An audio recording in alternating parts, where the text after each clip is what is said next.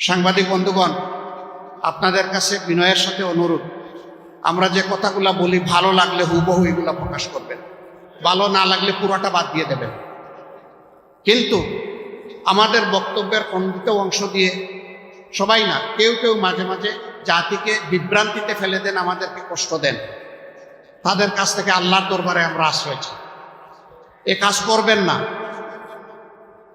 আপনাদের দুই একজনের কারণে গোটা সাংবাদিক সমাজ কেন লজ্জিত হবে? যাদেরকে বলা হয় তাকে জাতির বিবেক, এই বিবেককে আপনারা লজ্জা দেবেন না। যার যার জায়গা থেকে আপনারা নিজ দায়িত্বটা সঠিকভাবে পালন করবেন। বক্তব্যের কাটপিস নয়, ভালো লাগলে পুরোটা, না লাগলে আউট, সারাটা আউট, ব্ল্যাক আউট করে দিবেন। আমরা কোনো সংগ্রাম করবো না আপনাদের, কিন্তু ব্ল্যাক অ্যান্ড হোয়াইটকে এক করবেন না, হোয়াইটকে ব্ল্যাক বানাবেন না। বক্তব্যের সেন্স পাল্টানো ঠিক হবে না।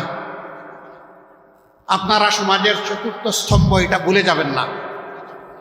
এবং তিনটা স্তম্ভকে ঠিক রাখার দায়িত্ব আপনাদের, এইটাও আপনারা বুঝবেন।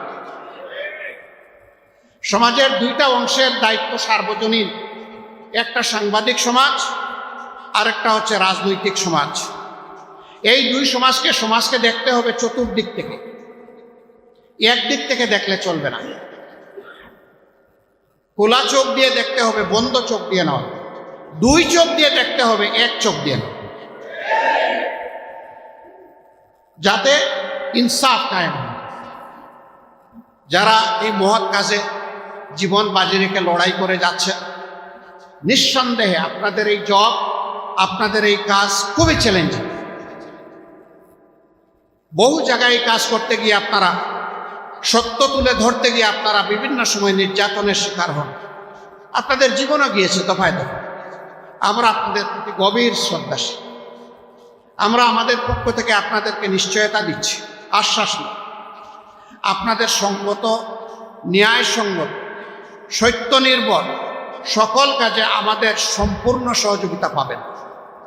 সেই কাজটা যদি আমাদের বিপক্ষেও চলে যায়, তবু আমাদের সমর্থন হবে, কিন্তু কাজটা ন্যায়সঙ্গত, সত্য নির্ভর হতে হবে, মিথ্যা নির্ভর। আমরা আপনাদের কাছ থেকে সমালোচনাও চাই। পত্রিকার দুইটা পার্ট, একটা হচ্ছে নিউজ, আরেকটা হচ্ছে ভিউজ। নিউজে যা আছে তাই বলতে হবে, ভিউজে আপনি যা চান সেটা বলবেন, মন খুলে বলবেন। এটা নেওয়া না নেওয়ার দায়িত্ব আমার, কিন্তু আপনার বলার অধিকার আছে, আপনার কণ্ঠকে রুদ্ধ করবে না।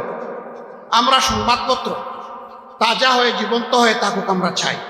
একটা প্রভাবশালী দেশের একজন কূটনীতিক আমার সাথে সাক্ষাতের শেষ পর্যায়ে এসে বললেন, আপনারা তৈরি থাকুন, যদি জনগণের সমর্থন নিয়ে আপনারা, উনার ভাষায় ক্ষমতা, আমরা ক্ষমতা বলি না, আমরা বলি দেশ সেবার সুযোগ পান, তাহলে মিডিয়ার একটা অংশ আপনাদের উপর ঝাঁপায় পড়ে, তখন আপনারা কিভাবে মোকাবেলা করবেন? আমি হাসতে হাসতে বলেছিলাম, মোকাবেলা করব না।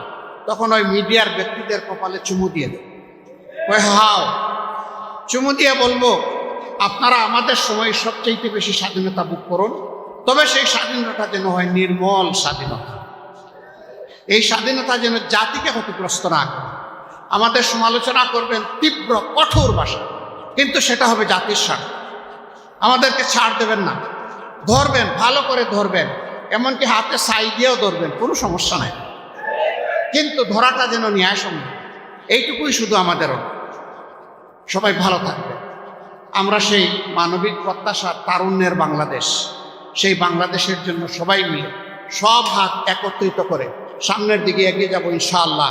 সেই বাংলাদেশের অপেক্ষায় আজকের এই বিজয় দিবসে আবারও জাতিকে শুভেচ্ছা এবং অভিনন্দন জানিয়ে, যে যেখানে আছেন দেশে কিংবা প্রবাসে, সকলে সুস্বাস্থ্য কামনা করে আগামী ঐক্যবদ্ধ বাংলাদেশ গঠনে সবাইকে ভূমিকা রাখার আহ্বান জানিয়ে আমার কথা এখানেই শেষ করছি।